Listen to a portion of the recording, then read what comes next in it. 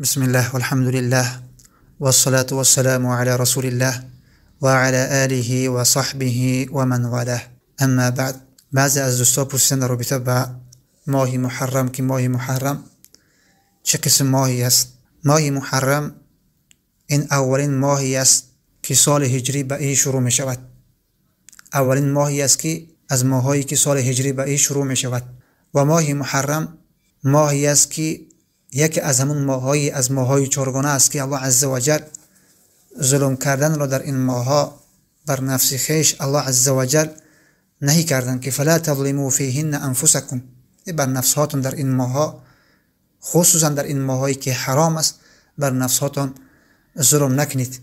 ماه محرم ماهی است که الله عزوجل میفرماید ان عدة الشهور عند الله 12 شهرا في كتاب الله يوم خلق السماوات والأرض منها 4 حرم.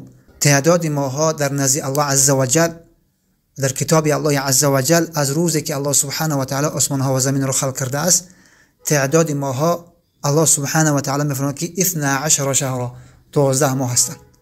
منها 4 حرم، از همین ماها 4 ماهش ماهی چی است؟ ماه حرام است. یکی ماه ذوالقعده، دیگر ماه ذوالحجه و سوم ماه محرم و چهارم ماه رجب. الله عزوجل میفرماید که فلا تظلموا فیهن انفسکم، در این ماها شما بر نفسهای خویش ظلم نکنید. لذا از اینجا است که برخی از اهل علم میفرمایند که گناه و معصیت در همه ماها حرام است و جایز نیست، انسان باید که اجتناب و دوری بکند، ولیکن بخصوص در این ماها باید که انسان خودداری بکند، زیرا اجتناب کردن از گناه و معصیت در این ماها تأکید شدگی است. فلا تظلموا فیهن انفسکم.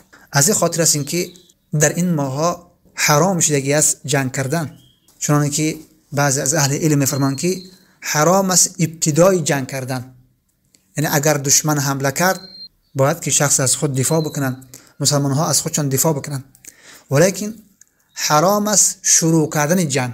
در این ماها حرام است شروع کردن جنگ، زیرا الله سبحانه و تعالی میفرماید که فلا تظلموا فیهن انفسکم، و در دوام آیات الله میفرماید که وقاتلوا المشرکین کافه کما یقاتلونکم کافه، یعنی با مشرکین بجنگید به پرگی همچنان که با شما میجنگند. یعنی وقتی که اونها ماهای حرام را احترام قائل نیستند و تعظیم نمیکنند و احترام نمیکنند و میان در این ماها جنگ میکنند، باید که مسلمان ها از خود دفاع بکنند، باید که مسلمان ها از سرزمین هاشون دفاع بکنند، از آبرو مال و جانشان دفاع بکنند، ولیکن شروع کردن جنگ در این ماها حرام شدگی است. بله، و حتی در زمان جاهلیت عرب ها حتی این ماها را خیلی احترام میکردند، این ماها را خیلی احترام میکردند.